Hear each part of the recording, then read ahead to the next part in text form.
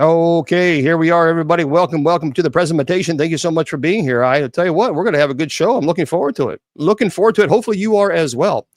We're getting ready to go live everywhere on all of our formats. We pretty much are, practically. But all right, now we're live on for everybody, and hopefully you're having a very good day. Well, we're having a rocky day here. I was talking to my friends there on TikTok.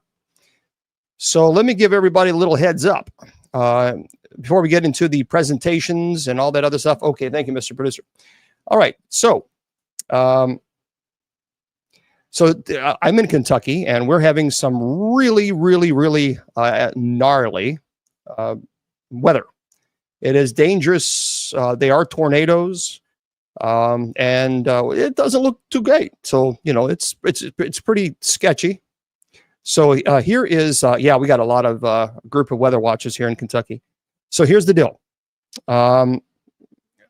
We'll have to play it by ear. You know what I mean? Well, just play it by ear. And if I get a notice on my phone and with a tornado warning, well, then I might have to, say, hey, folks, I got to log off. And thank you, Starla. But I'm going to hope that doesn't happen, because I just don't like I hate canceling. It drives me crazy. And I look forward to this, the paranormal show on Fridays too. It's a lot of fun. I studied for the Roman Catholic priesthood for 6 years. Received my minor orders. All right, everybody, let me give you a little bit. Let's get the business aspect of what we're doing here first, and then we'll go into the presentation. First of all, if you want to go to my website, well, you can certainly do so. It's very simple. Go to bishopjameslong, LONG.com. bishopjameslong, LONG.com. If you want to go to the church's website, that's usocc.org. All right, usocc.org. I want to remind everybody that if you want to take some classes, you can go to my website there. Also, we have a fundraiser for my friend, Bishop Campbell. He and his wife are, they have a lot of health issues. So if you want to help them, that's great. They would appreciate that. You can go, Christ created the church. Anyway, you can go to bishopjameslong.com, click on the fundraiser link.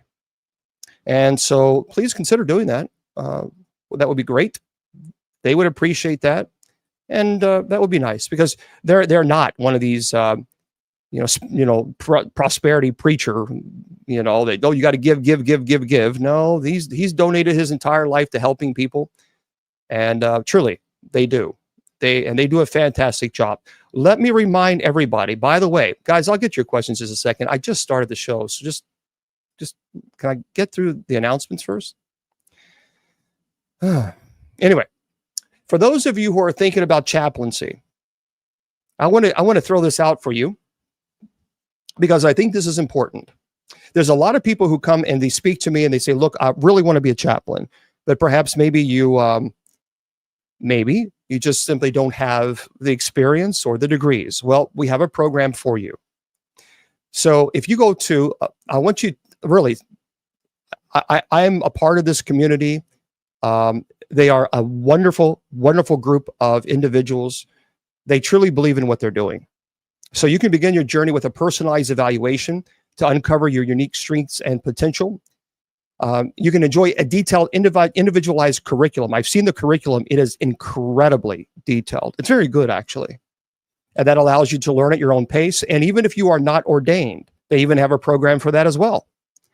You can benefit from a one-on-one mentorship. And the reason is because there are some organizations that require you to be ordained. That's not a problem. You can still be ordained with this organization. And I'm telling you, it's a wonderful program. You will have one-on-one mentorship with the faculty, and you have invaluable information and guidance every step of the way. And so why, if you really want to be a chaplain, and let me tell you guys, chaplains there is such a shortage. Oh, well, thank you very much. Oh, please. Thank you. There is such a shortage of chaplains. And people desperately need, well, because why do you need a school? Well, because there's a lot of regulations that you need to know. Also, it's not just, well, I'm just going to show up and be a chaplain today. Well, no, you're responsible for obviously helping that person on their spiritual journey. And you should, thank you guys, and you should learn. Cutting corners is laziness. That's lazy. Okay, I have a calling to be a pilot. Who's going to be in the back of the plane with me having no training whatsoever? I'm not going to get my pilot license, but I want to get in the cockpit and fly the plane. How many of you are going to say, well, sure, that sounds like a good idea? That's preposterous. Just as much as chaplains should be trained. Because I have been a chaplain now for 25 years, and I'm telling you, I've seen people who were not trained, and you can tell the difference. You can tell a big difference.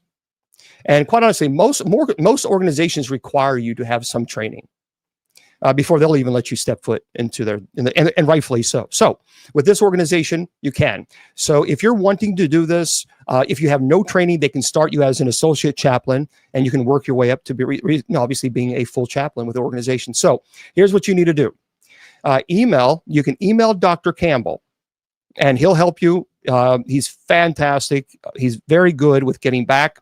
But there's the email there. For those of you on Facebook, YouTube, Twitter, and Twitch, and KGRADB Radio, it's Dr.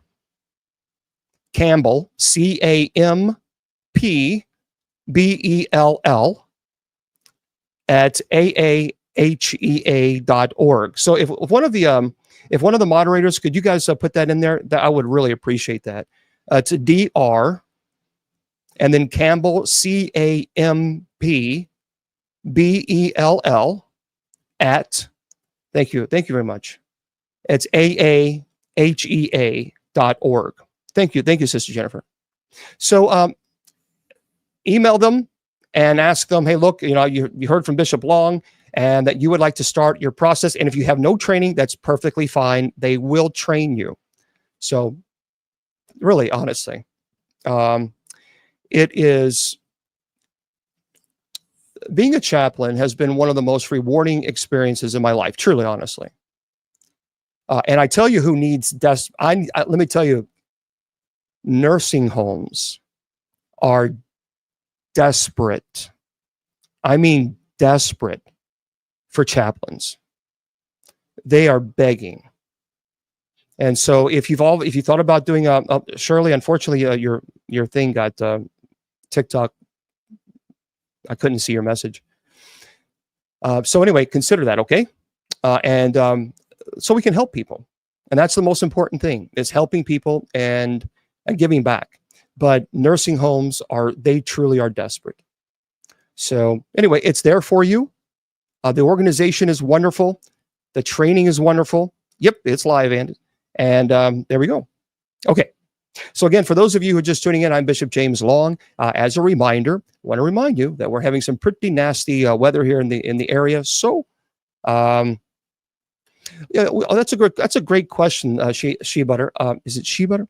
What does a chaplain do? A chaplain is there to offer spiritual help, guidance, spiritual counseling. You can't call, it's not professional counseling, also, obviously, but you can call it spiritual counseling. For example, many times, like at a nursing home, when I used to do nursing home chaplaincy, before I got just too busy, we used to go and have mass there. And let me tell you something very quick, and then we'll get into the paranormal. I'll never forget it. I'll never forget this one elderly woman, and she had dementia, and she was just not able to communicate at all. She just simply was not. And you would ask her hello and how are you, and she would have no idea what you're saying to her. But what was so profound is when Bishop David and I went to this particular nursing home, she would always be there every Sunday. And as soon as we began, having mass and saying what's called the Eucharistic prayer, she knew the word for word. I mean, word for word. That was the only time that she was ever able to show some sign of awareness. And I'm telling you, even her family, of course, they were elderly too, but they didn't believe that this was possible. They actually showed up one Sunday when we had, and they watched her. She was mouthing the actual Eucharistic prayer, which is pretty long. It's not something short. And she was able to mouth, and it was profound. It was profound. So many times as a chaplain, you pray with people, you talk to them about their issues, and you help them. You just show some compassion. And Lord knows, look on TikTok, already people have been blocked and just because they can't just be kind. They just can't. They just can't. It's just unfortunate. But there are more people. I want to make this clear. There are more people of you guys on TikTok that are honorable, that are ethical, that are kind, that are compassionate, than there are the trolls who try to tear down people's will and try to break their spirit. So we won't allow people who have spiritual tornadoes in their own life come in and disrupt this community. Won't happen. Won't happen. Right now, I have chat on for everybody on TikTok. But if the trolling gets bad, I'm going to put sub chat on, and I will not give it a second thought.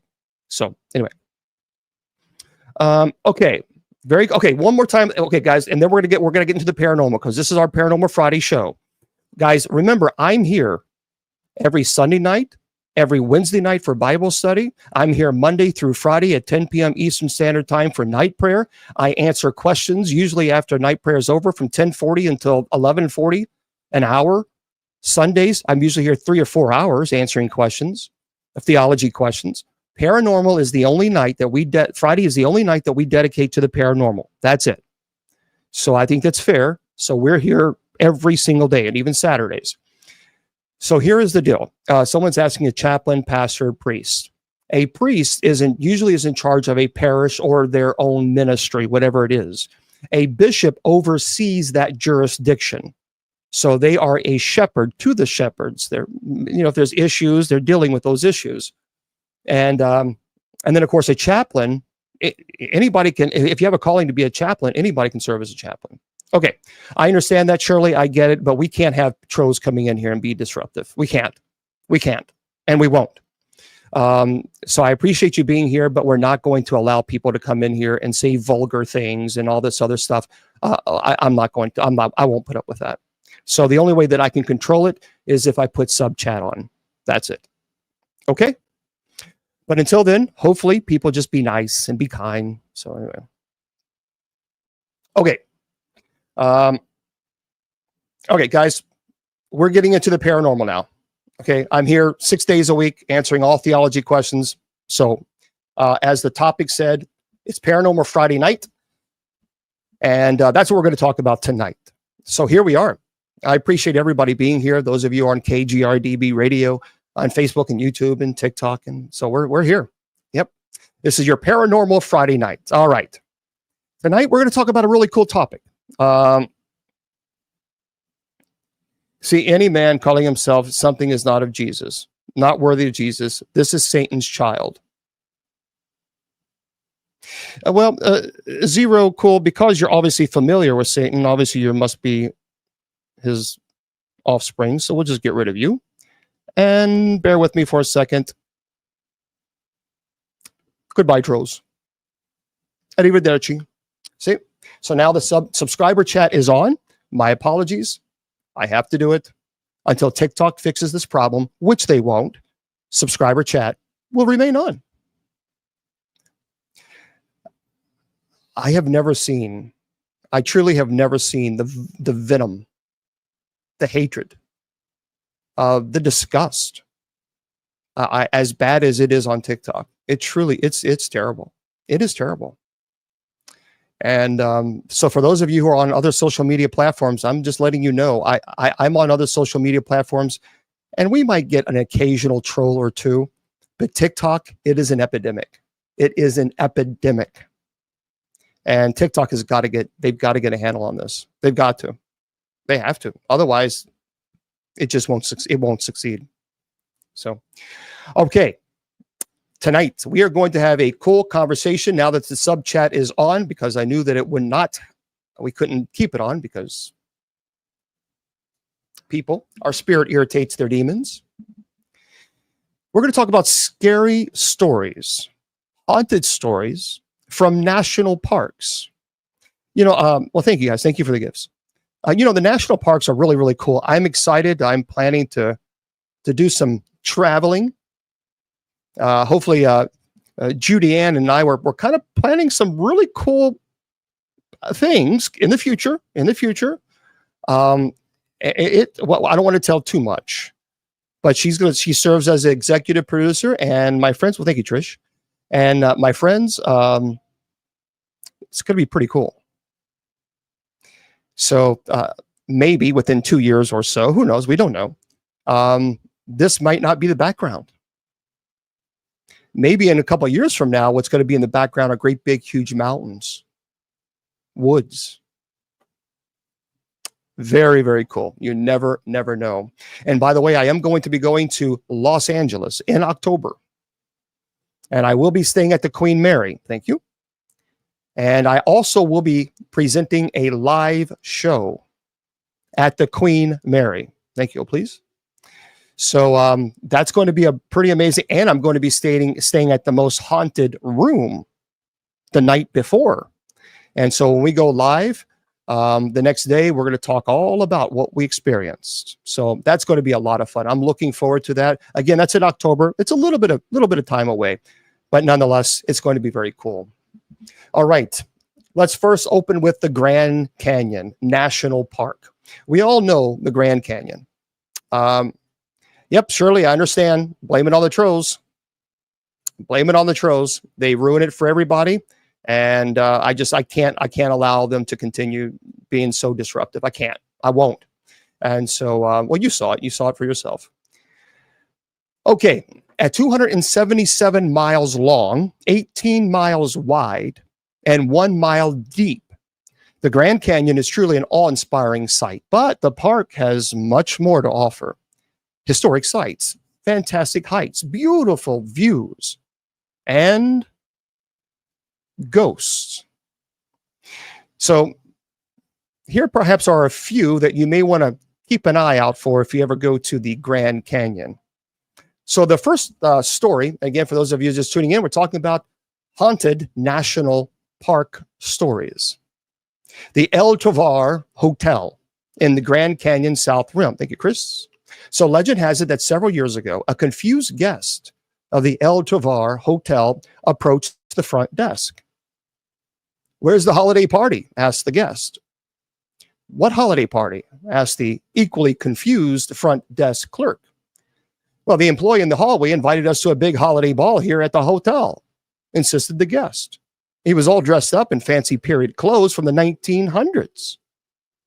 "I'm sorry," said the clerk, "there is no holiday party, nor is there a gentleman dressed in period clothes working here." So who was the fancy dressed man? Well, from the guest description, the hotel employees are pretty sure it was none other than Fred Harvey, the founder of the Harvey Company and the designer of the El Tovar. This was no isolated ghost sighting, by the way. Guests and employees frequently report seeing Mr. Harvey strolling the hallways and gazing at the canyon from El Tovar's front stairs. That is pretty cool. So it's called El Tovar. If you ever want to go there, perhaps maybe you can see the owner or the person who created the hotel. That's pretty neat. Okay. And again, just remember, these are all stories, true stories of people who have experienced ghosts and even demonic issues at some of these locations as the national parks. The next story is the Wailing Woman of the Transept Trail. This is the Grand Canyon, the North Rim. Now, as an avid hiker stepping into the Transept Trail at Grand Canyon's North Rim, beware of the chilling legend that haunts those ancient pathways, known as the Wailing Woman. Her anguished cries pierce the eerie silence of the canyon. It's a haunting reminder of the sorrowful past. Here's what happened. In the 1920s, this tormented spirit lived among the living until tragedy struck with a merciless hand. As the sun set on that fateful date, her beloved husband and innocent child ventured into the wilderness, only to meet a gruesome fate at the hands of the unforgiving terrain. Unfortunately, their lifeless bodies lay broken and forgotten, lost to the depths of the canyon. Consumed by grief and madness, The wailing woman's anguished cries echoed through the night as she searched in vain for her lost family. But her desperate search led only to despair, driving her to commit the ultimate act of sorrow. So now many people say she is wandering. She wanders the transept trail. Her mournful wail, by the way, evokes a bone-chilling presence that will make your blood run cold. Many people claim that if you walk in the transept trail, especially when it gets a little darker at night, you will hear this bone-chilling wailing. But beware, for should you cross paths of the wailing woman, her spectral agony may become your own. I actually got to speak to a hiker who, as I sent out, just an inquiry about if anybody ever been at this location. And this one gentleman who is an avid, he is a hiker through and through. He absolutely is convinced that he heard this wail, this bone-chilling wailing. Some people thought it might have been coyote, but he's there all the time, and he said he knows the difference between a coyote and this was something different. Could it be residual? It could. Now, for those of you who don't know, there is intelligent haunting, and then there is residual. Now, I know there are some people that are so convinced that every single thing is a demon. It is not. My first time I investigated was 35 years ago. I've investigated thousands of locations. And I am saying, as clergy, as an exorcist, not everything is demonic. It just simply is not. And anybody who actually works cases will tell you the same. So there is residual energy. Residual energy, for example, if you've ever gone to like a battleground, and an ancient battleground, and sometimes you will see like soldiers, but they make this loop, and you can clearly see like that they're soldiers. As a matter of fact, I think there was a video out on one of these where you could just see these soldiers looping, but there's no intellect there. It's just residual. Now, intelligent haunting is when they are there. Yeah, Gettysburg is when they they know they are there, and they know you are there, and they interact. That's a different world altogether. This sounds like it could be residual. It's like a loop, a memory being placed. Residual, think of this. Have you ever gone to an old building and you just feel that energy? Many people say that's residual energy.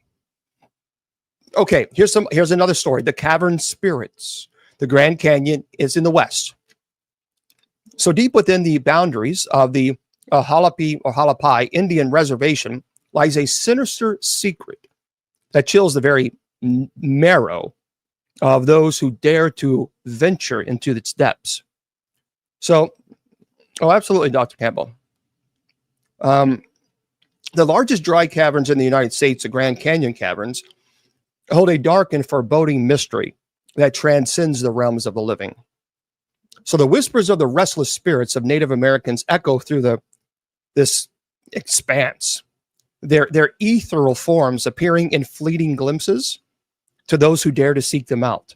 So a miner who had passed away many, many years ago, trapped in eternal torment, many people say stalks the shadows. His spectral presence sends shivers down the spines of the bravest souls. So in the dead of night, when the world is cloaked in darkness, the caverns, many people say, come alive with eerie activity. People claim you can hear disembodied voices. Disembodied voices is when you can actually hear it with your ear. So disembodied voices murmur unsettling secrets. Unseen hands hurl stones with malevolent force. So many people say, journey through these haunted halls of the Grand Canyon caverns where the veil between the living and the dead grows thin, and the line between reality and nightmare blurs into obscurity.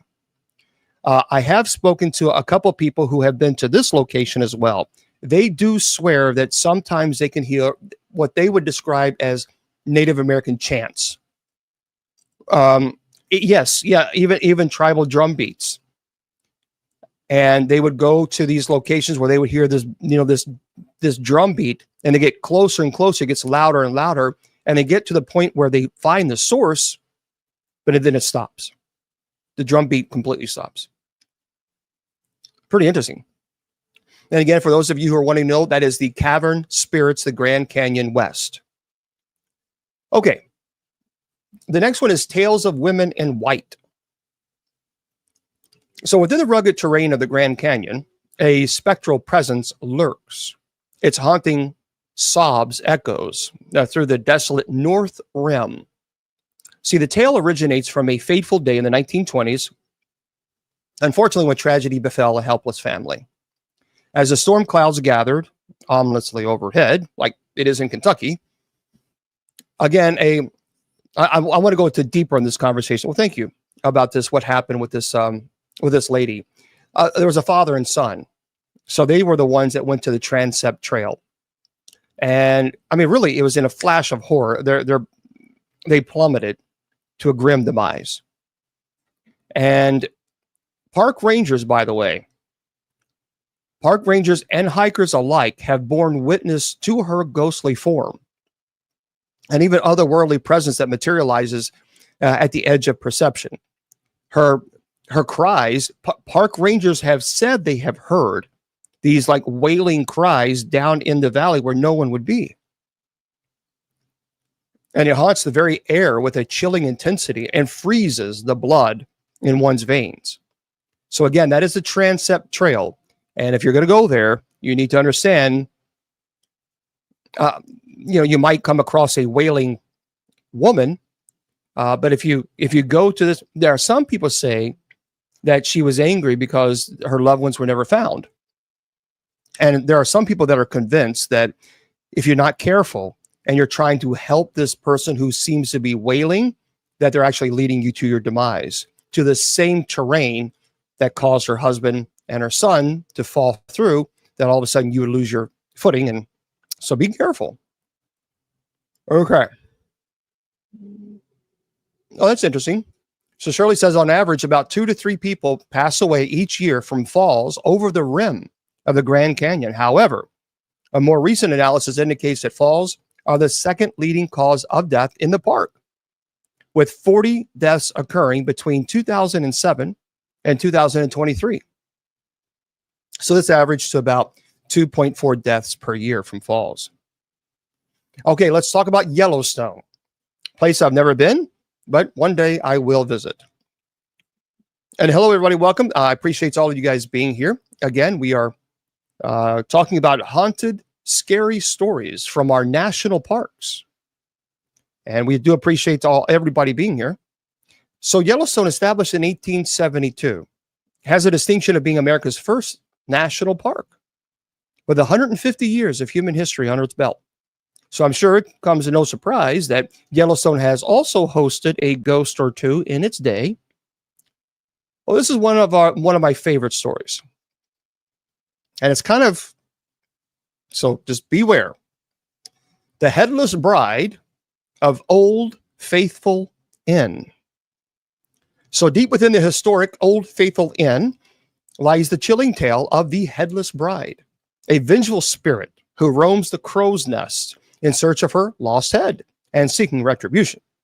So the mere mention of her name sends shivers down the spines of employees, for she is a haunting presence that becomes ingrained in the very fabric of the inn. So here's what happened. The story speaks of a forbidden love that ended in tragedy. In 1915, a young woman of privilege defied her father's wishes by eloping with a servant, only to face a violent and abusive marriage. Night after night, the wails of the inn echoed with the fierce arguments as the husband squandered their wealth on gambling. Well, one fateful night, the husband vanished in a fit of rage, leaving behind a trail of fear and suspicion. And as days passed without his return, the staff concerned turned to dread when they discovered the wife's headless corpse in the secluded confines in the crow's nest, a grim testament to a gruesome fate. So to this day, the spirit of this headless bride lingers within the inn, and her ghost form, it's a reminder of the unfinished tale of betrayal and horror that unfolded within its walls. And as the night descends upon the Old Faithful Inn, a sense of unease settles over those who dare to tread its haunted corridors. For the vengeful spirit of the headless bride roams in search of justice, and her lost head is a macabre reminder of the darkness that dwells within. For me, I would say this sounds certainly very demonic. No question about it. Can a demon attach itself to these types of stories to entice? Certainly can. And I'm sure, thank you for subscribing, and I'm sure people have, unfortunately, went to this location in search of this ghost, if you will. The next, Yosemite National Park. Good old Yosemite. Yellowstone, of course, is beautiful, but Yosemite. Grouse Lake. Grouse Lake is at the end of a 4-mile moderate hike on the west side of Yosemite National Park.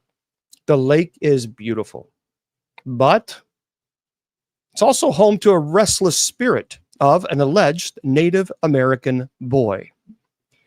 So it's believed that the Grouse Lake, the ghost, allegedly, was first discovered by Galen Clark, Yosemite's first park ranger. Quote, "Have you gentlemen come across a wounded animal?" asked Clark. "I heard its frantic crying, but I didn't find it." "That was no animal," said one of the hunters. "What you heard was a spirit."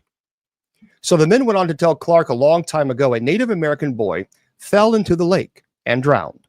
And in the chilling depths of Yosemite National Park lies a tale dripping with fear, whispered in hushed tones around flickering campfires, of course. Well, deep within the shadows of Grouse Lake lurks a sinister presence, its haunting cries piercing the stillness of the mountain air. It is said that the Grouse Lake ghost, a malevolent spirit born of tragedy, was first stumbled upon by Galen Clark, again, the park's inaugural ranger. So this is the story. On a fateful autumn day in 1857, as the leaves turned fiery hues and whispered secrets in the breeze, Clark ventured toward his beloved Grouse Lake.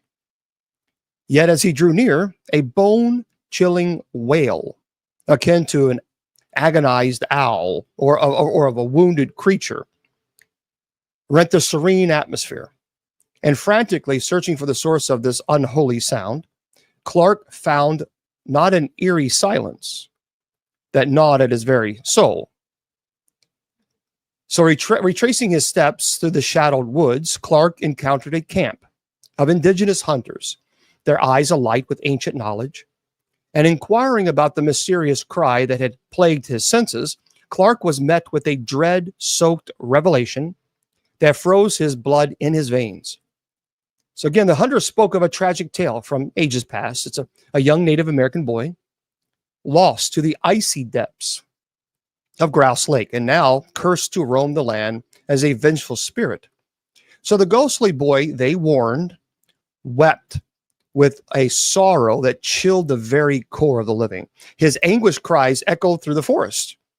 It's a siren song luring unsuspected souls toward the murky waters where he dwells.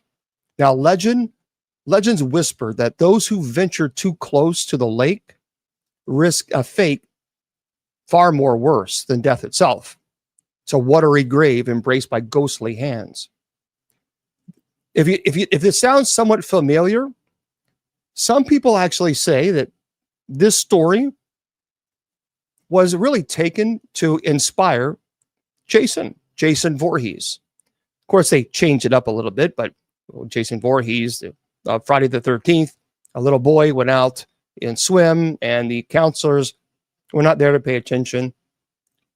Well, in this situation, to this day, brave hikers speak of ghostly wails emanating from the accursed Grouse Lake, their voices trembling with fear and reverence. Thank you, Jessica. And is it the mournful keening of a lost soul forever trapped in limbo between worlds? Or could it be a sinister warning from beyond the veil, a harbinger of doom for those who dare to tread its haunted shores? Again, I think in this situation, something more sinister. So should you find yourself drawn to the mysterious depths of Grouse Lake, I think you should heed this cautionary tale. For in the heart of Yosemite's dark embrace, where the veil between the living and the dead grows thin, the Grouse Lake ghost awaits. Its anguished cries, a chilling reminder of the perils that lurk in the shadows of this untamed wilderness. I was able to go and find a few stories from people who expressed fear when they were kind of camping out in that area. And they have also expressed that they heard this like screaming toward in the Grouse Lake, but they were very familiar. Thank you, please. They were very familiar with the stories. So yeah, they didn't want to pursue or go any further. Steve, I'd have to see your, I don't know where. Okay. Now the Rocky Mountain National Park.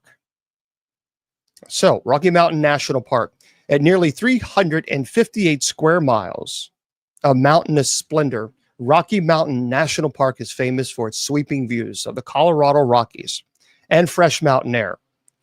Now, if you have never been to the Rocky Mountains, I had the opportunity to do so when I was working a case.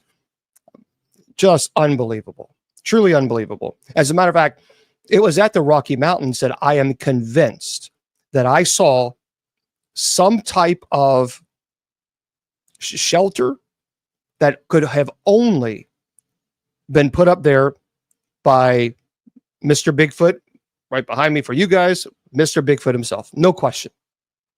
No question. Because there were tree trunks, there were trees that were completely pulled from its very roots and was put, by a bigger tree. And someone was making some type of shelter. These trees, something very strong. There was no axe marks. They pulled it from its roots. That was pretty, Biff, I know. Okay. So listen to this. If you're a horror fan, you may also know that Rocky Mountain is home to the famously haunted Stanley Hotel, the very place where author Stephen King got his inspiration for the novel The Shining. But, this and Flora Stanley aren't the only ghosts that hang around the Rocky Mountain National Park. So there is the spirits of Grand Lake. So the eerie expanse of Rocky Mountains National Park lies sinister, secret, harbored by the majestic Grand Lake.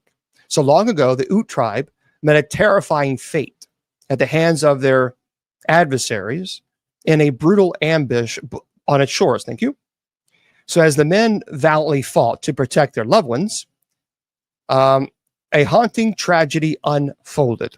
And no, Steve, I don't remember that. So the unsuspecting Ute women and children seeking safety in a canoe were met with a treacherous twist of fate as a malevolent wind capsized their vessel, condemning them to a watery grave.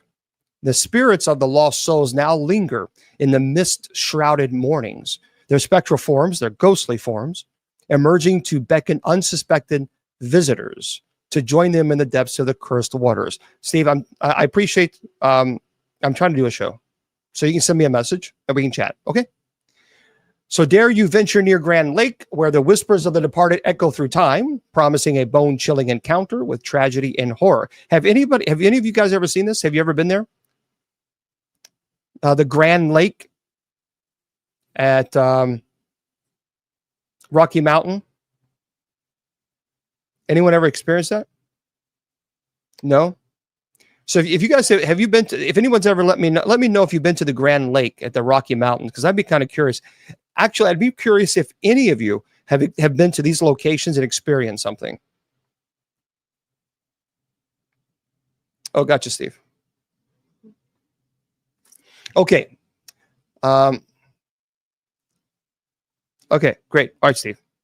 Steve, please send me a message on Facebook. I'm trying to do the show. So send me a message on Facebook and we can chat. All right. The next one. In the heart of the Rocky Mountains. Oh, you have, Mark? Mark, did you have any experience at all with this? Did you? Yeah, let me know, Mark, because I'd be really curious. So in the heart of the Rocky Mountain National Park lies a hidden lake known only to a few brave hikers who dare. Oh, you have. Write it down. Tell us what you've experienced, Mark. Who dare to venture off the beaten path. The legend goes that many years ago, a young couple, there's a tornado warning. It looks like not for us though. The legend goes that many years ago, a young couple lost their way during a storm. Yep. And sought shelter near the lake. But fate had other plans for them. So as the couple huddled together, they suddenly heard eerie whispers in the wind and felt a chilling presence surround them. And they saw shadows dancing in the darkness, and an icy hand brushed against their skin. Terrified, they tried to flee, but found themselves trapped in a never-ending maze of trees and rocks.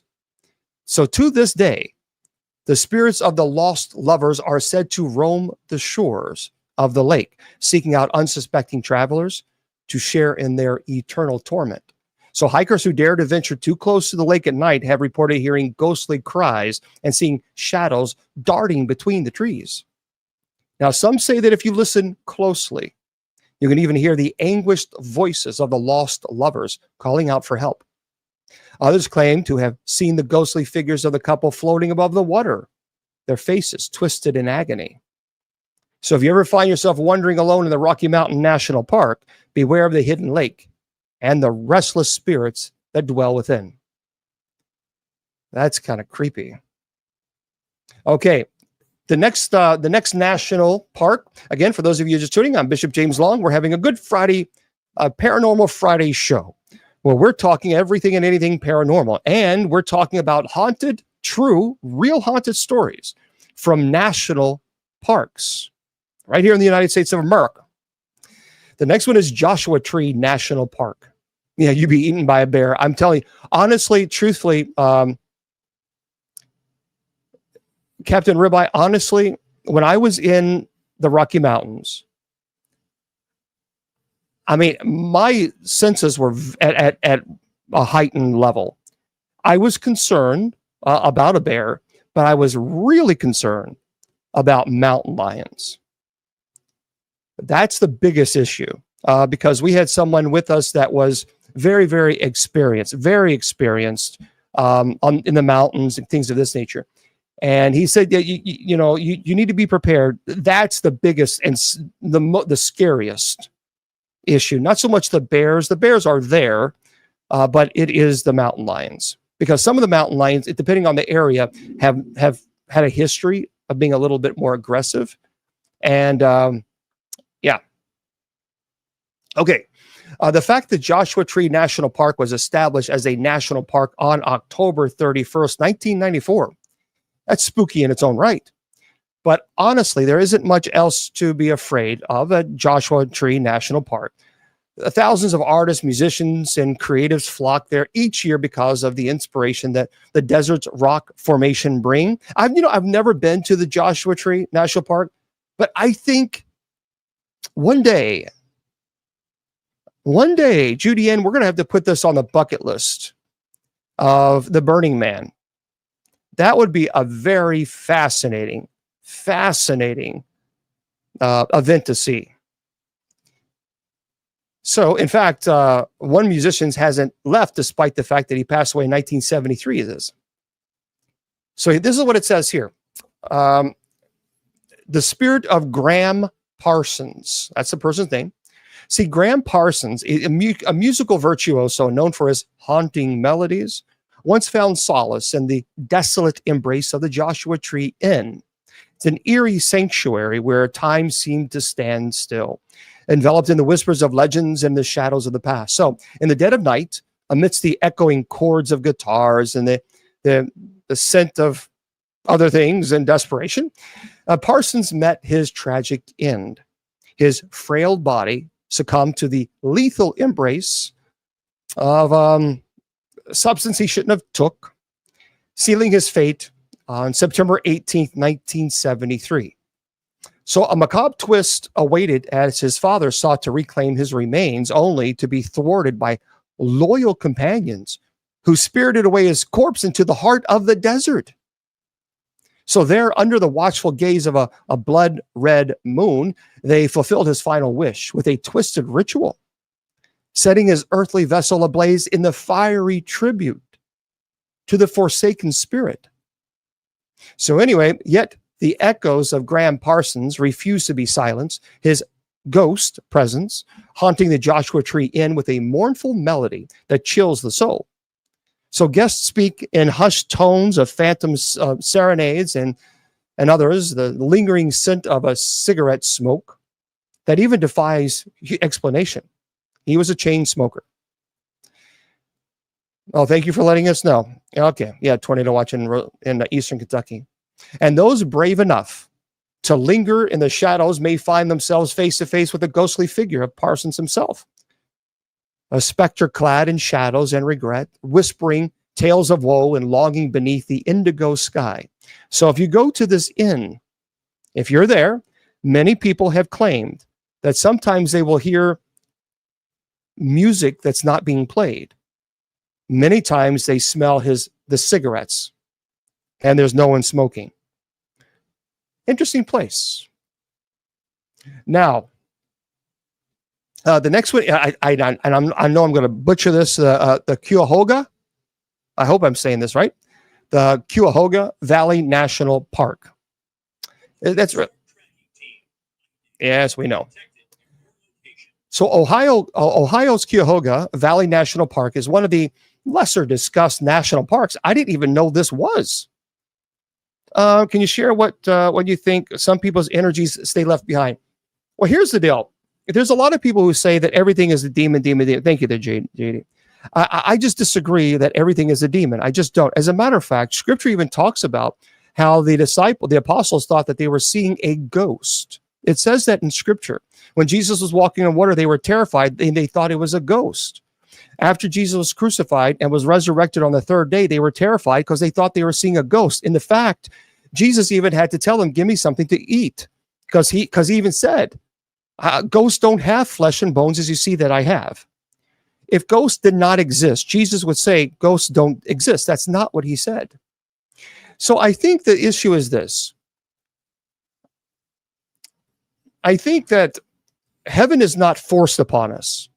Heaven, I think, is presented to us. We know that free will exists in heaven because Lucifer freely chose to reject God while in heaven. So therefore, free will must exist. And if that is the case, then I think that heaven is presented. And we can choose, or we can choose to remain here. Thank you. Oh, thank you there, Starla. So there's so many unknowns. But no, I absolutely do not believe everything is a demonic at all. I'm convinced of that. And so we don't really know why ghosts remain, but you have to be careful. You have to be careful. So I didn't even know this was the Cuyahoga. So the Cuyahoga, by the way, it's peculiar because 2.2 million visitors go to this place. It's one of the most visited. The Cuyahoga Valley National Park protects nearly 33,000 acres of rolling hills, farmland, historic structures, and you guessed it, thank you, ghost. So if you go to this location, the Everett Road Covered Bridge, ventured into the dark and chilling history of the Everett Road Covered Bridge, the eerie relic that stands as the sole survivor in the haunted shadows of the Summit County, Ohio. So legend tells of a fateful winter night in 1877 when a farmer named John Gilson and his wife met a horrifying demise on that very bridge. Well, amidst the icy grip of the night, tragedy struck as their wagon careened into the frigid river below, claiming Mr. Gilson's life in a heartbeat. Now, some say his spirit lingers, wandering the bridge, yearning to return home from the realm of the dead. Others whispers of a darker tale. It's a bridge built upon a sacred Native American burial ground, where some people say spectral energy thrives in the moonlit air. And now a ghostly hitchhiker and an ethereal being silently beckons to unsuspecting travelers seeking passage into the unknown. So if you ever go to this, the Everett Road covered bridge awaits, shrouded in mystery and dread. In this case, I'm kind of wondering if this is residual, because no one has reported having any type of interaction with this being. They have heard noises, they've caught EVPs, and even one person said they saw, I wouldn't say a full body apparition, clearly something, but they wouldn't describe it as a full body apparition. Okay, the next one of the great ones, the Great Smoky Mountains National Park. One of my favorite places to go visit. So nestled on the border of Tennessee and North Carolina, Great Smoky Mountain National Park offers a 500,000 acre of lush forest. Yep, just majestic mountains, breathtaking scenic drives, true, and ghost. So here's a couple of ghostly encounters, if you will. Yeah, who knew? 150 known cemeteries and 4,727 graves exist within the national park. And the highest concentration of burial sites exists along the Norton Creek Trail. Now, where a malevolent spirit haunts the forest at night, known as the Cherokee as Spearfinger.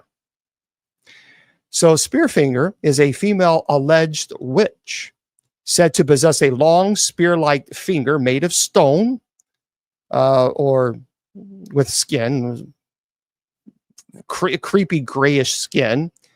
Some people say as hard as stone.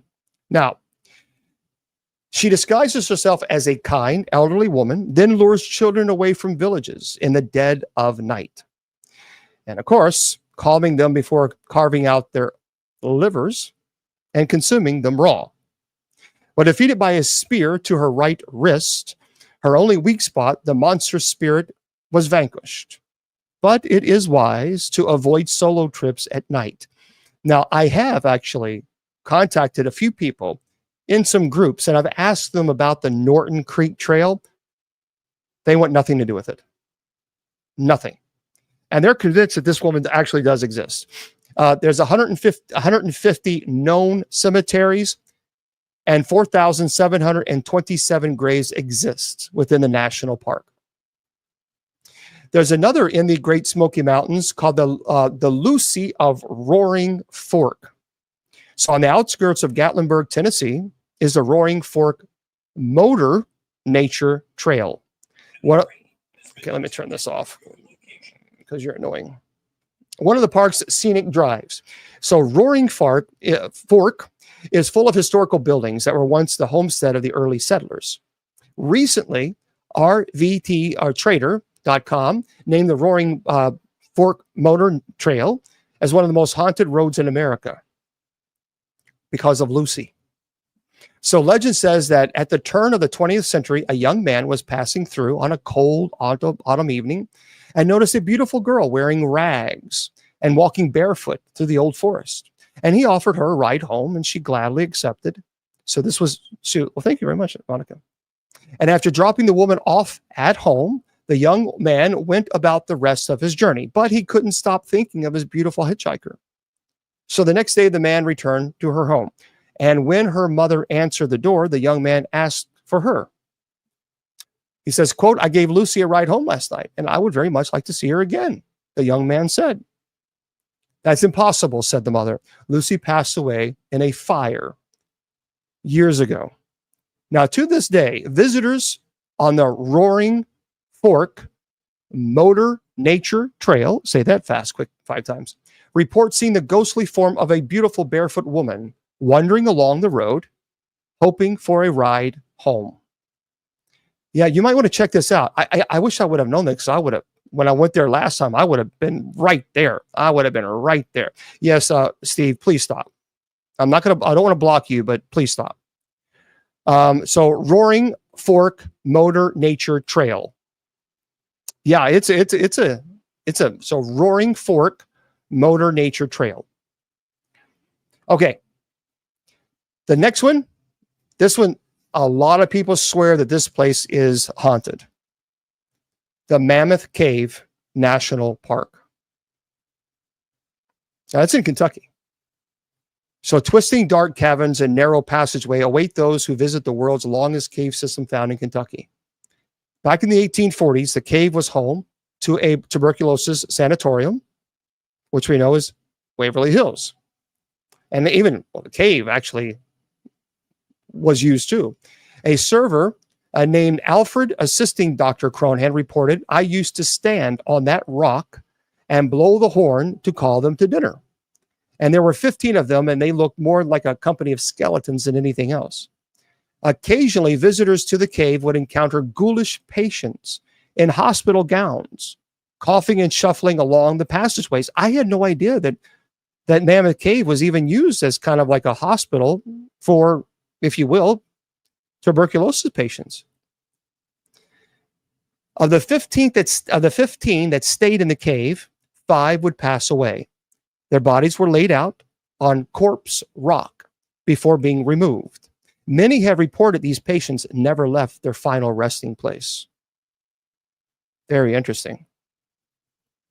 The next case at the Mammoth Cave is the ghost of Stephen Bishop.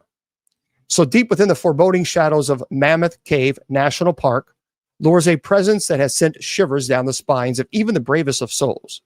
Some who dare to venture into the endless expanse of over 400 miles of underground tunnels whisper in hushed tones of the chilling encounters with the otherworldly.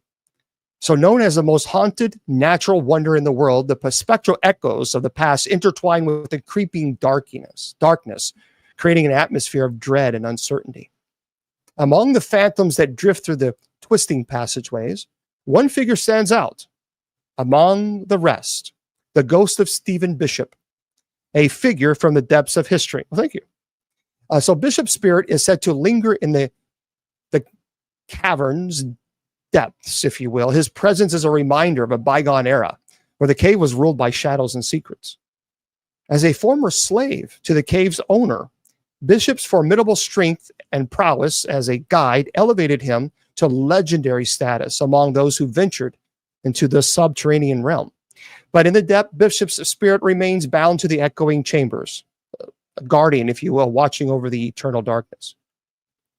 His ghost forms, allegedly, people say this, they've seen like shadowy mist, a phantom guide from a forgotten age. Tales, many people say that they see his ghostly apparition, a spectral figure that materializes in the flickering torchlight, instilling a sense of unease to those who behold him. Thank you. And as the whispers of the past intermingle with the present, the ghost of Stephen Bishop serves as a spectral reminder of the mysterious and terrors that lie hidden within the depths of Mammoth Cave. Now, I have spoken to people who actually have been to Mammoth Cave, and they absolutely swear that they saw this mist that appeared, in their perspective, it looked like it was forming a human being. That's what they said. I've been to Mammoth Cave a couple times. I've never seen that. It's a beautiful location, but I never saw that. Okay. The next, Olympic National Park. So Olympic National Park, the Lady of the Lake. So deep within the eerie confines of Olympic National Park in Washington lies Crescent Lake. And again, if you've been here, please let me know. A hauntingly beautiful yet dread-filled body of water. Judy Ann spent time there. Judy Ann, did you ever get, this is interesting. Shrouded in a chilling fog of mystery and sorrow, this lake holds a sinister secret that sends shivers down the spine of anyone who dares to tread its murky shores. Oh, Judy Ann says it's spooky. Well, here's the deal. In the year of 1937, the ghostly tale of Haley Latham Illingworth unfurled its dark tendrils within the walls of the Lake Crescent Tavern. A beloved waitress, Haley was ensnared in a tumultuous marriage with the cruel Mr. Monty Illingworth, a man whose malevolence knew no bounds. So on a fateful night, Haley vanished without a trace. Her husband, callously spinning a web of lies to conceal his sins, as he fled to distant California with a new ID, if you will. So 3 harrowing years later, the lifeless body of Haley emerged from the cold depths of Crescent Lake, a grim testament to the horrors that lurk beneath its tranquil surface. The tormented spirit of the forsaken waitress now roams the lake's edge. It's a ghostly wrath eternally mourning the tragic fate that befell her. And park rangers and even unsuspecting visitors have glimpsed her ghostly form. It's a specter of grief and despair, and her forlorn cries echoing through the midst of a grim reminder of the darkness that dwells within the heart of Crescent Lake. Very interesting. So now Judy Ann has been there, and she's absolutely convinced. She says it is creepy. Let's continue. Let's stay on Olympic National Park, because now there's a story that I read that was really intriguing. Listen to this. In the depths of Olympic National Park lies a forgotten, abandoned logging camp, shrouded in mystery and tragedy. So decades ago, a group of loggers began working in the remote wilderness, cutting down ancient trees, disturbing the natural balance of the forest. As the loggers continued their relentless destruction, strange, unexplainable events began to occur. Visions of shadowy figures darting between the trees, eerie whispers echoing through the mist, and the sensation of being watched from the unseen eyes haunted the loggers each night. Well, one by one, the loggers started to go missing without a trace, their screams piercing through the stillness of the forest before fading into the night. Thank you. Well, local legend whispered of a vengeful spirit known as the ghost of, thank you, Claudette, the ghost of the clear cut, who sought retribution for the desecration of the land.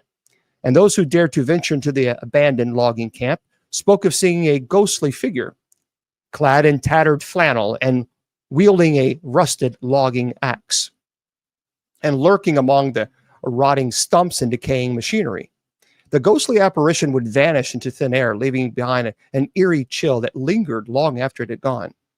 And to this day, hikers and campers swear, that are brave enough to explore the depths of Olympic National Park's forgotten logging camp, tales of encountering the ghosts of the clear cut, a restless spirit bound to the land by anger and sorrow. Other people say that they have been there, and they swear that they will see either red eyes or even green fluorescent eyes that are quite large, looking right at them, that's hiding in the forest. Now, those who dare to venture too close to the site are said to hear the echoes of the past, the anguished cries of the loggers who met their fate in the dark heart of the forest. This is a true story. And actually, there were some people saying that was it a bear that was attacking them? Some people believe it was Bigfoot. But most people believe it was either a Bigfoot or a bear, perhaps maybe even a mountain lion. So if you ever find yourself wandering alone in the dense wilderness of Olympic National Park, be wary of the shadows that dance at the edge of your vision and the whispers that seem to come from nowhere. Yeah, it's a true story. That's pretty cool. The next one, Canyonlands. Again, I didn't even know what Canyonlands National Park. That was when I saw when I was little. Red Eyes in the Woods. Oh, very cool, Trish. Yeah, I've seen red eyes and a fluorescent green eyes. Okay. Oh yeah, Humberto says there's evidence that Bigfoot sightings are paranormal events like those. There's a lot of people who are seeing these. We just simply don't know what these things are. This is Canyonland National Park. Listen to this story. The ghost horses. However, animal lovers beware. This story isn't for the faint of heart. With its brilliantly colored rock canyons and endless vistas, a visit to Canyonlands National Park in Utah is like traveling back to a time when cowboys and outlaws ruled the Wild West. Oh, you have, Deb? Oh, Deb, you're going to tell us about it. Well,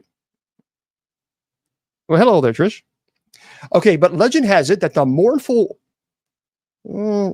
cries of a pack of ghostly mustangs echo through the canyons when the moon is full.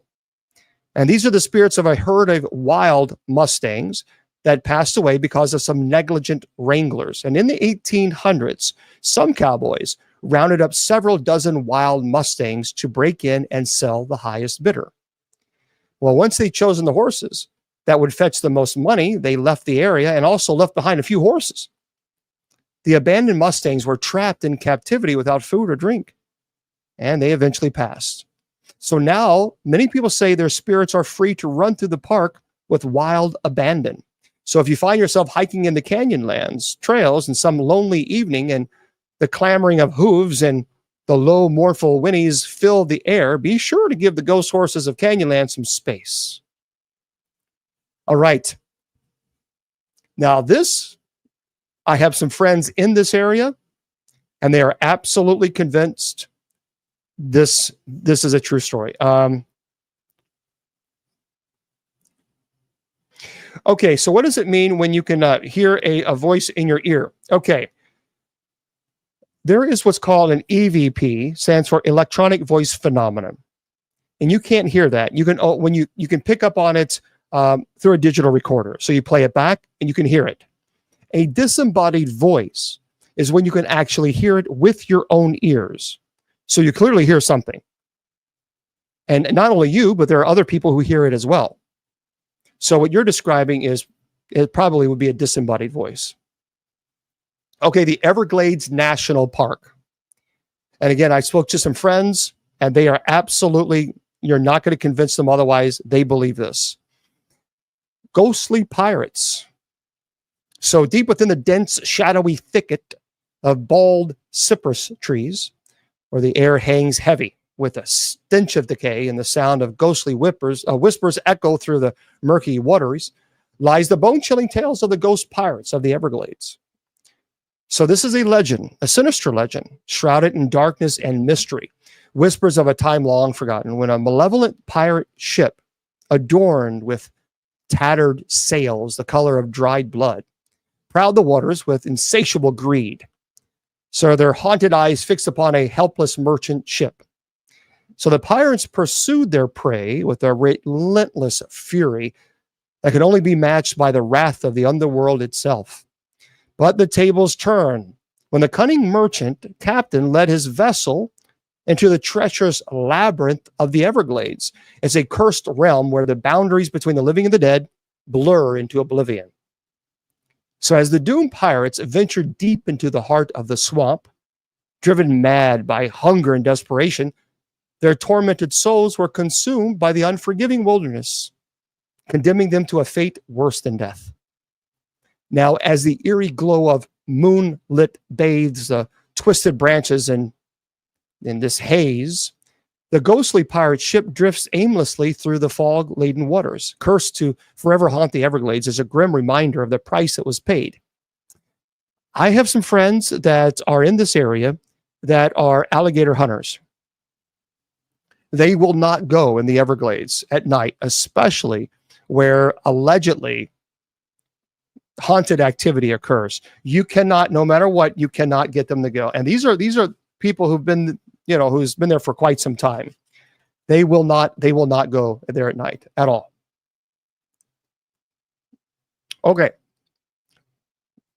The Badlands National Park. We got a few more. Okay. Have you ever heard of the Badlands National Park? There is the Badlands Banshee. This is crazy.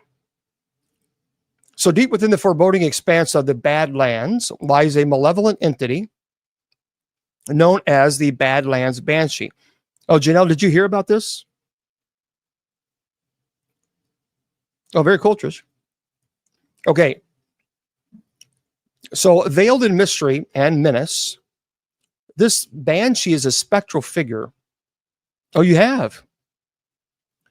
Um, a banshee is kind of like or some evil, evil. So she's a spectral figure of ethereal beauty and chilling dread.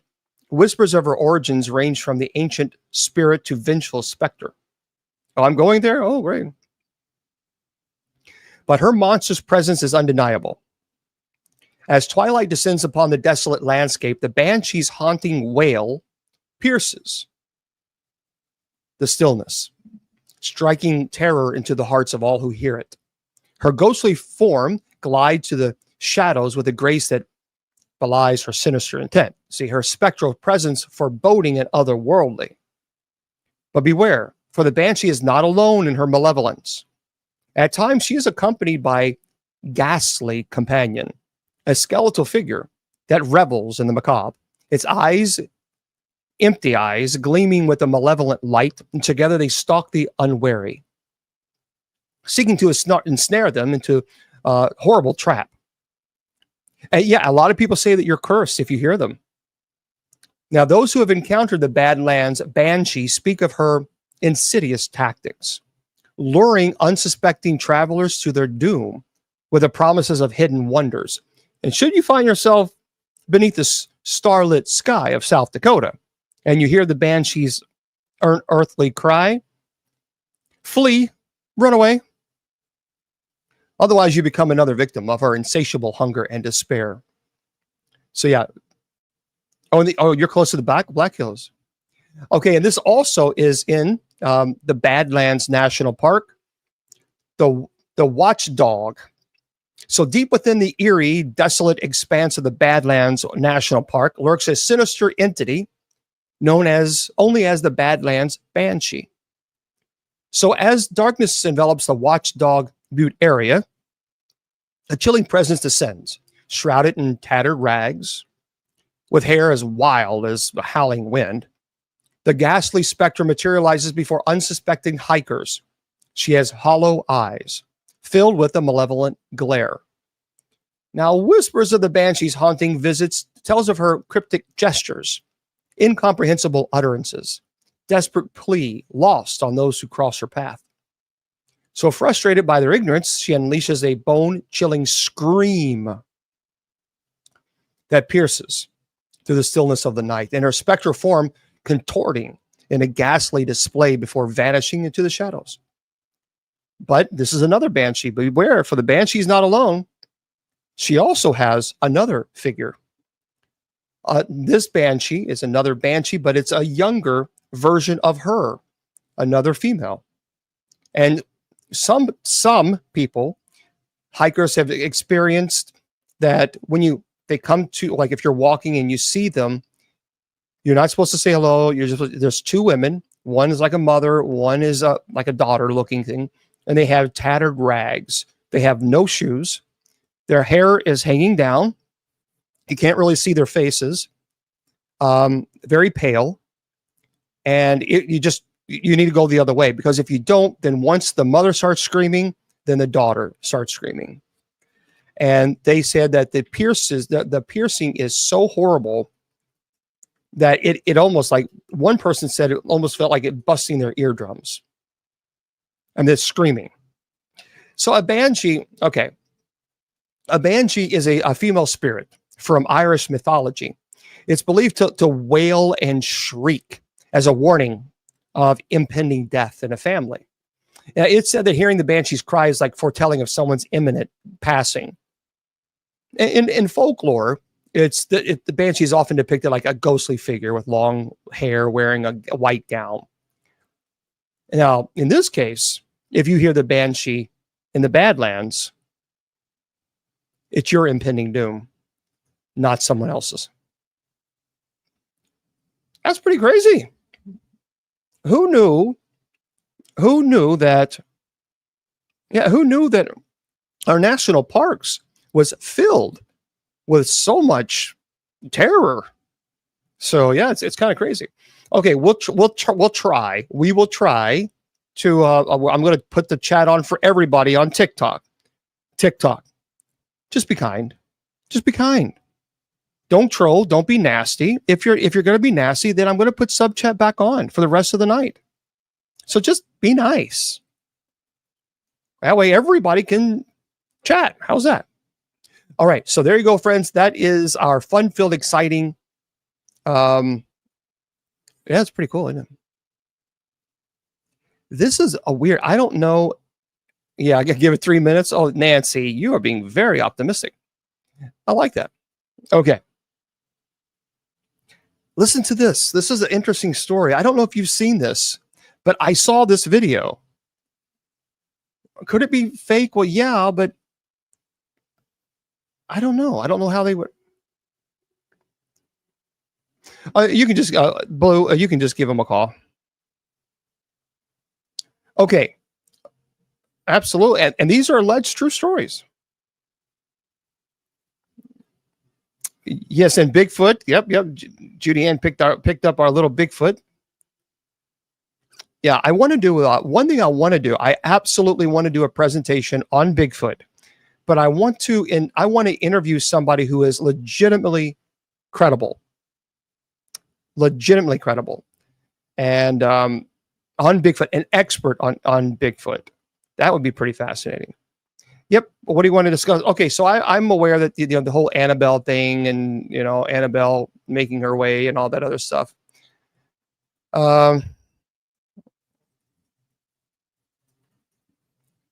Alina says that you stayed at the Queen Mary and your husband had a sleep paralysis there. Okay. Yeah. Okay. Right. So it is true. Yeah. It's on tour across the United States. I don't know where it's next, or where it's going next. And a lot of people are talking about the Annabelle doll. And so,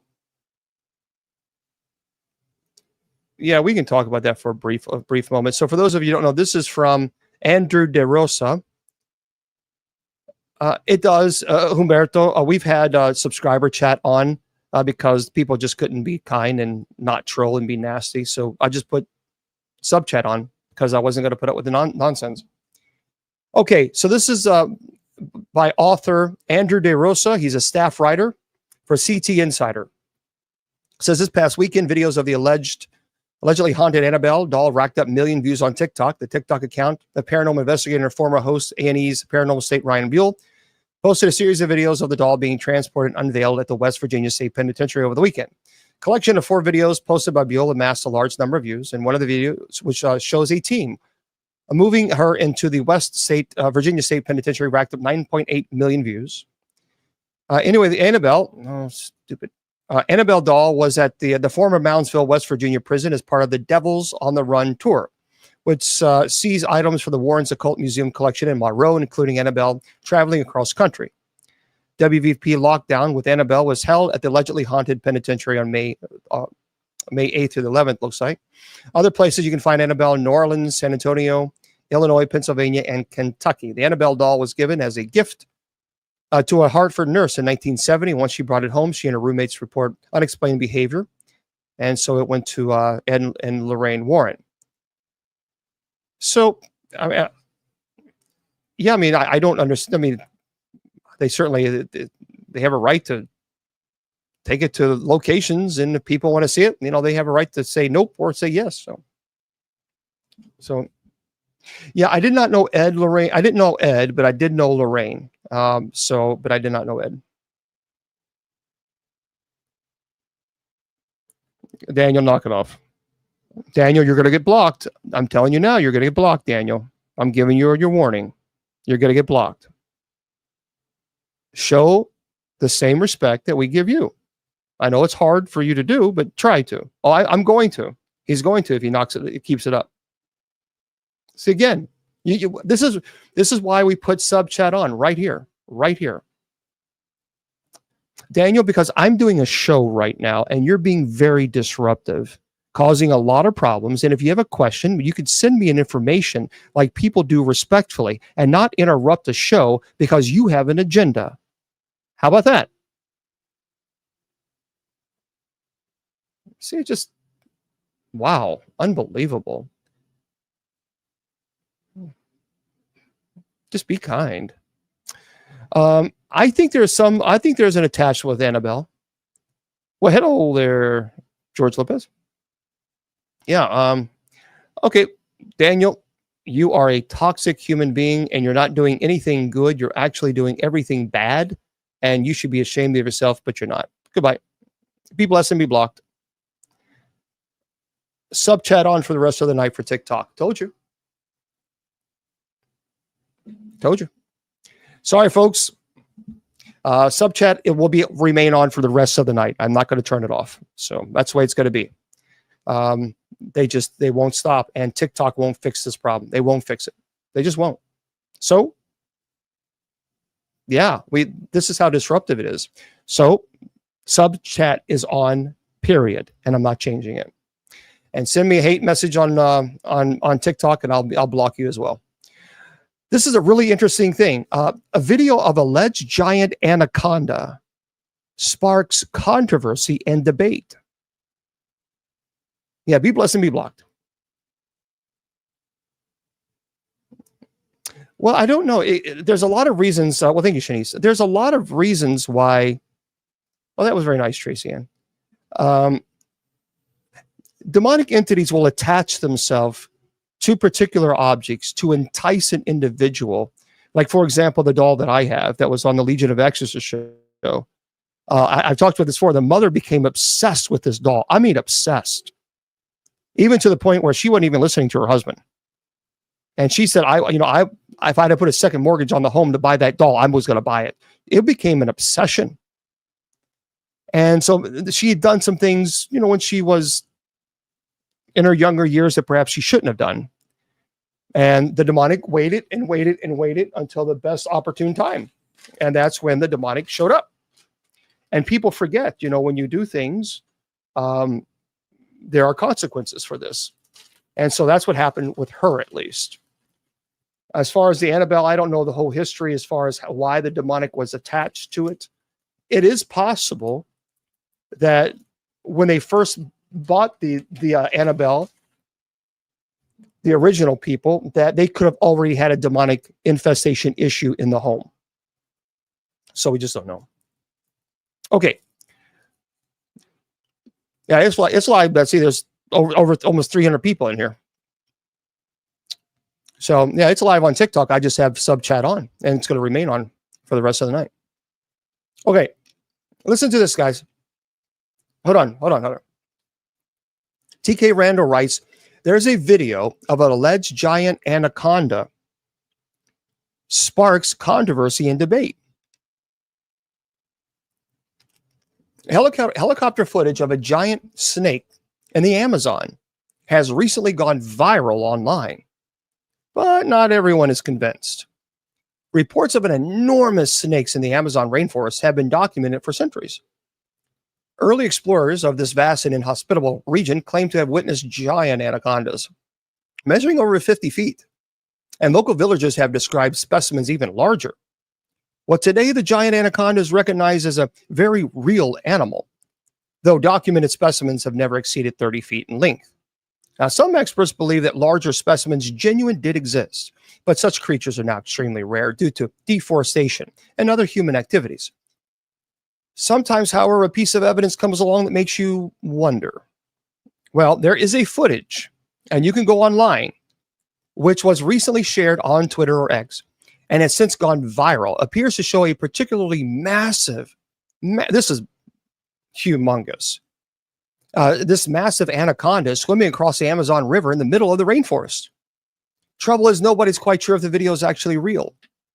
Many suggesting that it is instead a hoax, produced both CGI or generated using artificial intelligence. And sure enough, the clip does seem a little wonky. It's a shame, too, because it would be good to see some concrete evidence that really large anacondas still exist in the Amazon. Sadly, though, the particular video is most likely not the evidence that we're looking for. I saw it. I got to be honest with you.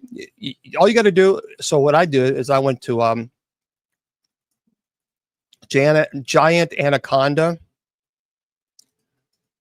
and then I typed in like helicopter, So giant anaconda helicopter.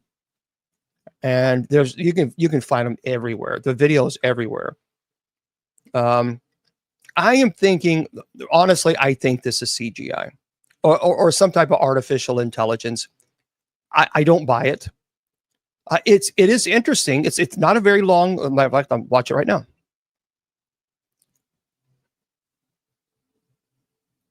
I mean, it's a very, very interesting video. But I mean, yeah, I'm watching. It's pretty impressive. You want me to record it and show it to you? Hold on.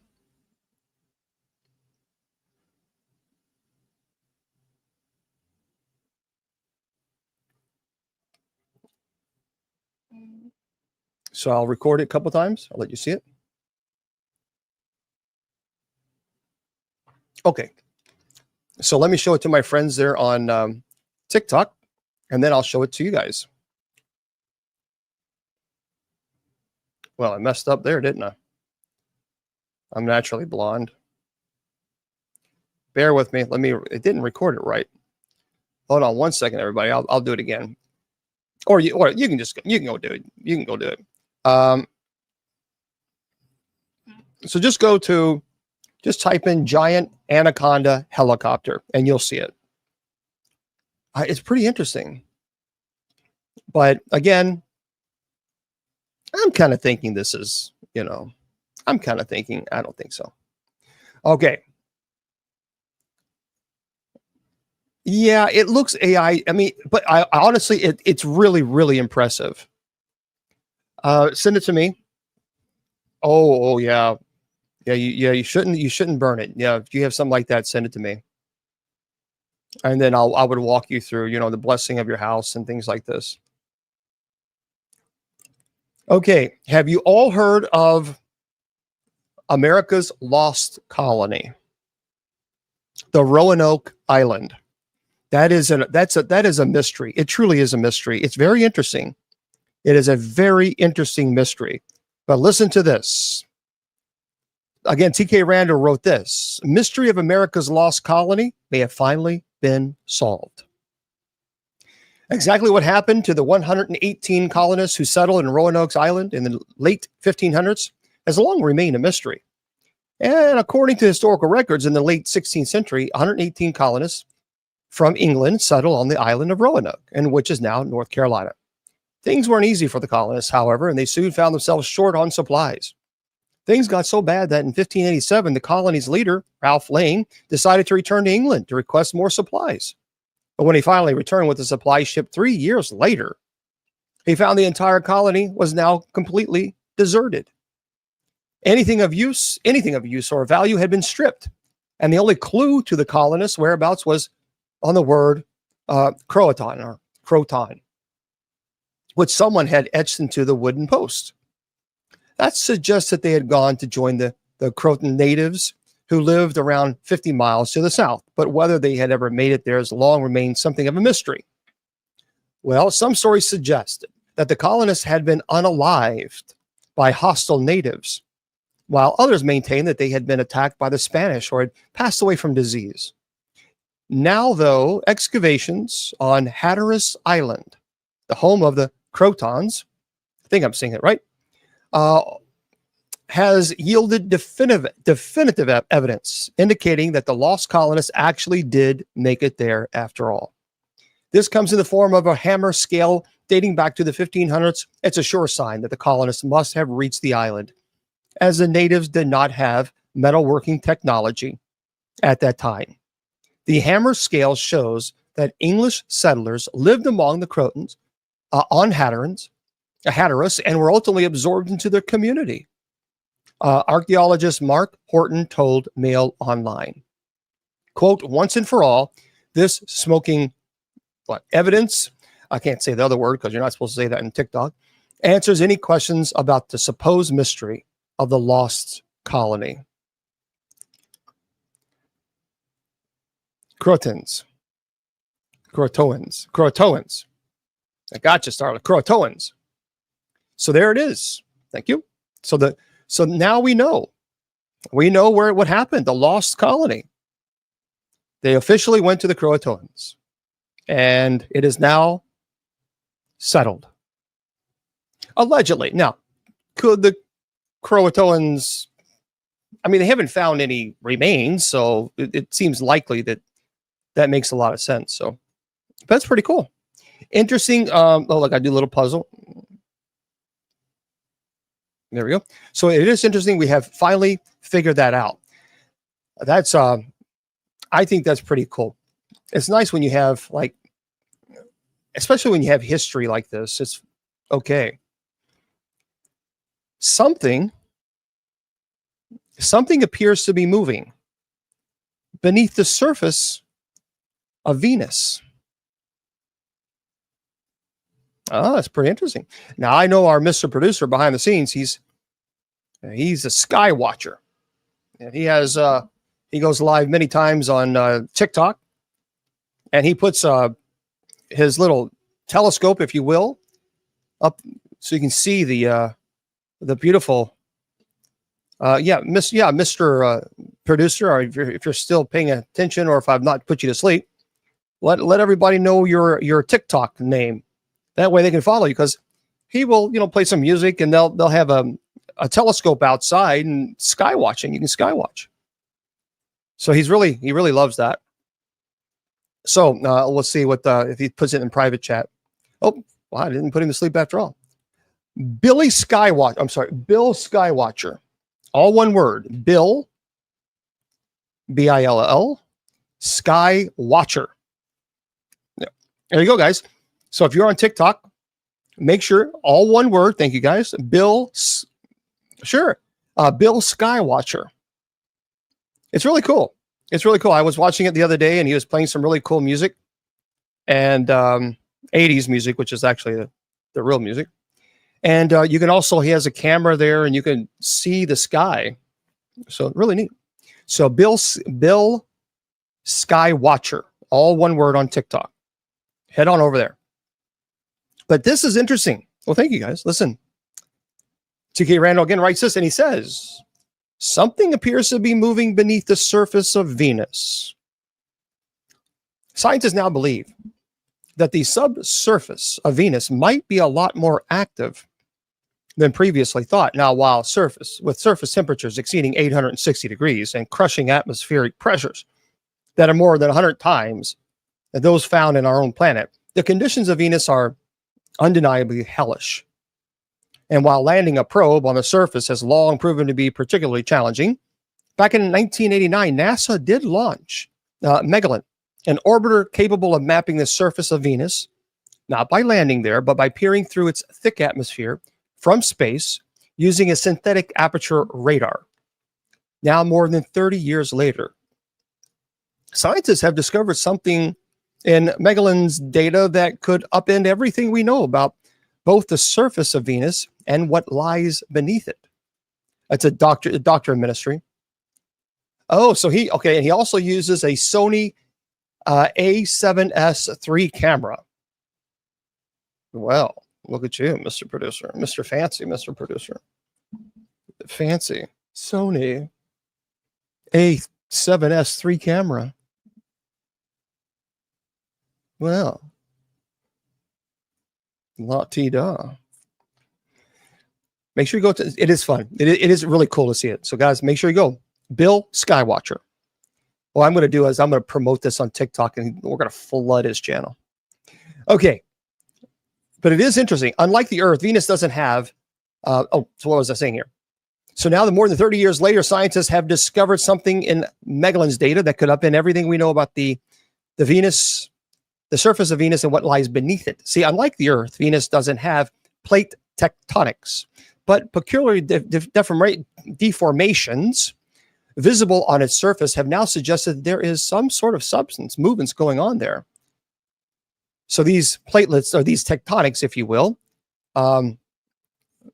it's in. I wonder what it is, though.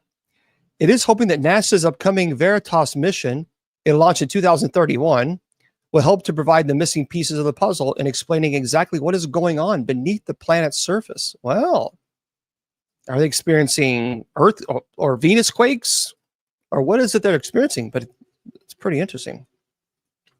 Okay.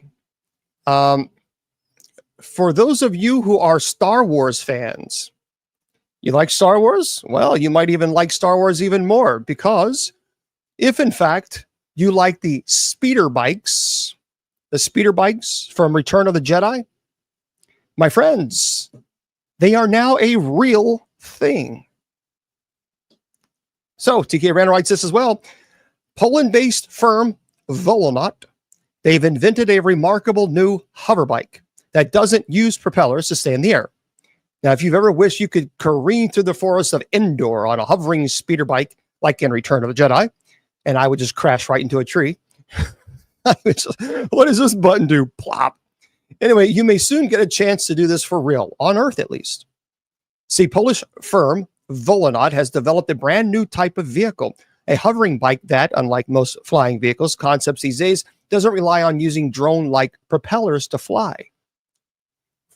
Capable of speeds of up to 124 miles per hour. The air bike uses jet propulsion and can seat one rider. So a proprietary stabilization system makes it possible for the bike to stay aloft and enables the rider to control their flight with relative ease. The firm also maintains that it is so comfortable that the rider will become one with the bike. Of course, given that it uses jet propulsion, noise is likely to be a factor, as is fuel. Even so, it's not hard to imagine people all over the world flying something like this in the future. So details of exactly when the air bike will be available to buy and how much it will cost will be revealed soon. So you can actually check out a video. It's a really cool video, by the way. And let me spell it for you. Thank you there. Thank you there, Seminole. It's write this down or type this down, whatever you want to do. And I'll tell you, you go on YouTube, Volonaut, VOLONAUT.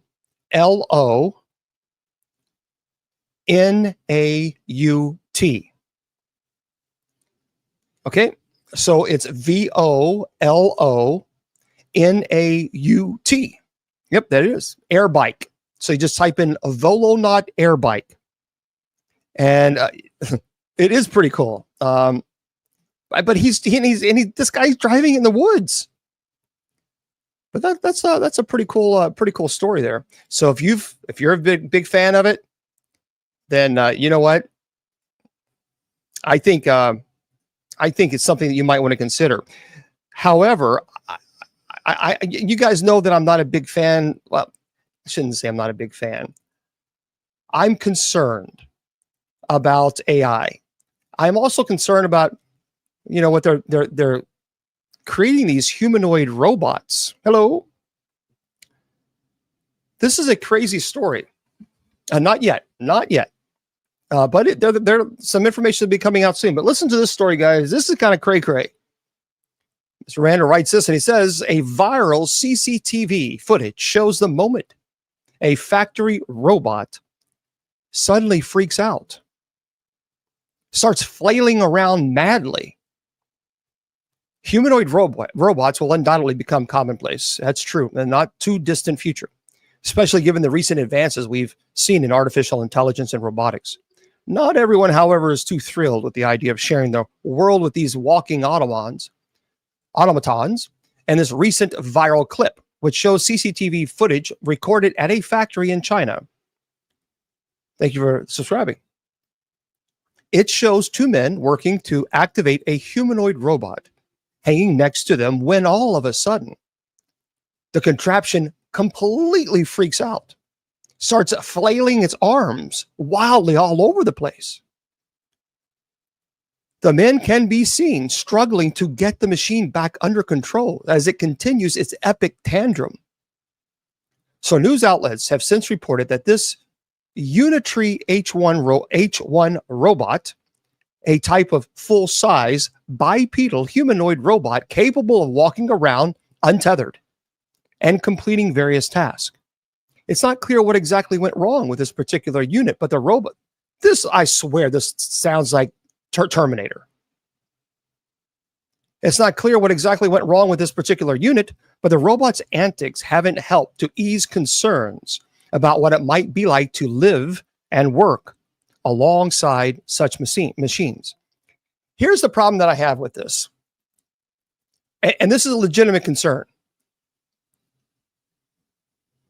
So these robots, these humanoid robots, are eventually going to be in people's homes. There's no ifs, ands, or buts about that. Here's the concern that I got. They are robots, which means they are technology. And if it is technology, then I say it would be pretty easy, or not easy, but I would say that it's someone could hack into that system,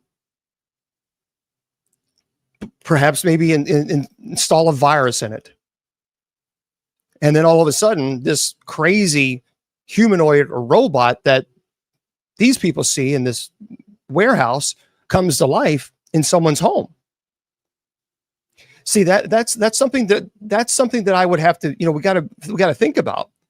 You have one of these humanoid robots. Yeah, you're right. They don't have feelings. There's no empathy. It's a robot. So you have these robots in your home. And what happens if someone hacks into the system? I mean, look, we have right now, even, people have home security systems and people can hack into that. Now, certainly I would say that these robots are probably far more advanced than a home security system. Nonetheless, it's still technology. And where you have technology, you have people that love to hack into them. So, Uncanny Valley, I'm not, no. So I don't know. That to me is concerning. That to me is very concerning, that when you have these humanoid robots, someone will I'm telling you, someone will find a way to hack into these robots. It will happen. It's inevitable. You mark my words, it will happen. And then when it does, I mean, there's no telling. I just, I don't know. I'm not, I don't like it. I don't like it. I have a problem with it. This is a very interesting. Now, for those of you who have been screaming, many people have been screaming for years about chemtrails. Well. I was speaking to Judy Ann about this. Listen to this, boys and girls. Serrano writes this as well. This is very interesting. Conspiracy theorists rejoice as Florida is set to ban aircraft chemtrails. A new bill will make it illegal for aircraft to release any sort of chemicals for the purpose of geoengineering. Now, here is the problem. No, K-C-H-E-M, chemical, chemtrails. Here's the problem with this, everybody. Listen carefully, because you got to dig deeper. When you see articles like this, and you see a state that is actually banning chemtrails, then that tells us that they must have some information declaring that chemtrails actually exist. Why would they go, and why would their whole entire, political system pass a bill for something that doesn't even exist? They wouldn't, but they have. And now it's illegal. So by them stating that now they have a bill to ban chemtrails, they are, by that bill itself, they are declaring that chemtrails exist. For those of you who don't know, back in the 1990s, a conspiracy theory emerged suggesting that the vapor trails of high-altitude aircraft can be seen crisscrossing the sky are actually trails of chemicals being deliberately sprayed by the government for shadowy, nefarious purposes. Multiple possible explanations of these alleged chemtrails have been put forward by conspiracy theories, ranging from chemical, biological weapon testing, or even weather modification. Suffice to say, there has never been any evidence to indicate that these trails are anything sinister. Nonetheless, the threat of aircraft spraying chemicals into the atmosphere was enough for Tennessee state officials to pass a bill to outlaw the practice last year, and now Florida is also doing it. The specific wording states that it will be illegal to engage in the, quote, injection, release, or dispersion by any means of a chemical compound or substance or apparatus into the atmosphere within the borders of Florida for the express purposes of affecting the temperature, weather, climate, or intensity of sunlight, aka weather modification. Friends, do you understand? Anyone caught doing this could face a $100,000 fine, up to 5 years in prison. Governor Ron DeSantis said people have a lot of kooky ideas that they can get in and put things in atmosphere to block the sun and save us from the climate change. Look, the fact of the matter is, this is what we're talking about. Now we're talking about Tennessee and Florida have passed bills banning this type of behavior.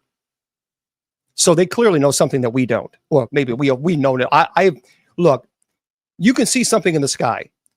When you see trails, you see a plane, and you see like white mist following a plane. That's normal. That is completely normal. Those are ice crystals from the exhaust from the jets. A buddy of mine is a pilot, and I asked him about that. So that's normal. However, what is not normal, what happens is those ice crystals eventually just fall and they evaporate and they turn into water. No big deal. What's happening is these chemtrails, these puff of smoke, if you will, they're not evaporating. That's a problem. That's a big problem. That should not be occurring in our atmosphere. See, ice crystals from exhaust, because of the weight of the ice crystals, they will naturally just fall into the atmosphere and obviously turn into water. But when you see something in the sky and you see these massive white puffy trails, that is not, and that are not clouds, that is not normal. Oh, cool. Mark D'Antonio, astronomer and UFO video photo analyst, willing to come on next week. Well, there we go, Mr. Producer. Let's do it. So Mr. Producer is saying that Mark D'Antonio, he's an astronomer and a UFO video photo analyst. Excellent. That's going to be our special guest next week. That's going to be very, very cool. Well, thank you there, Monica. Thank you there, Mr. Producer. We appreciate that. And Mr. Producer, can you come on and say hello? Because there are some people who don't know that you actually exist. So if you could just say hello to everybody. Because when I say the Mr. Producer exists, they, huh? Am I the mystery person behind the camera? There you go, everybody. So for those of you who are on TikTok, you guys can hear. For those of you on Facebook, YouTube, Twitter, Twitch, Instagram, KGRDB Radio, you can see Mr. Producer. I actually just uploaded a quick, like a 45-second TikTok video showing you in the background and thanking you for what you just did a few minutes ago.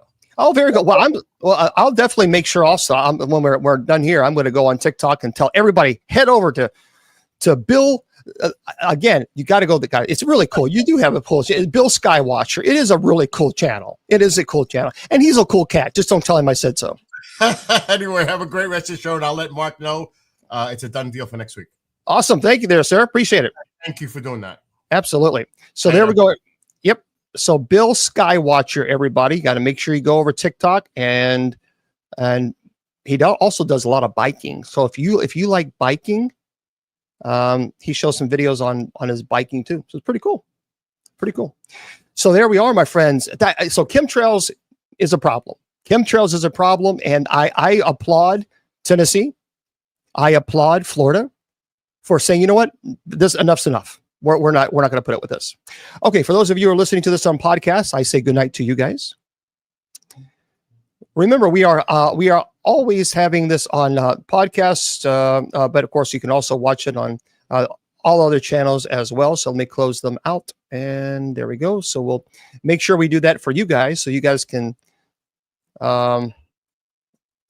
So you guys can watch it or listen to it later, or watch it on KGRDB Radio, or however you want to do it. And we got some other very cool, some news eventually down the road on. So we're excited about, I'm actually more probably excited than they are. So some pretty cool news about the KGRDB Radio, and Yeah, so we're looking forward to that. So anyway, we're going to be here. Don't forget, everybody, we're going to be here in 1 hour from now. We have night prayer coming up. So we would love for you guys to, to join us. And we start the chat at 9:50 p.m. Eastern Standard, and then we go live at 10 p.m. So my friends there on Facebook, YouTube, Twitter, Twitch, Instagram, and Rumble, and KGRDB Radio, thank you there, Michelle. Remember, I tell you, your value does not decrease based on someone's inability or refusal to see your worth. You're priceless, and don't let anybody tell you or convince you otherwise. Good night, everybody.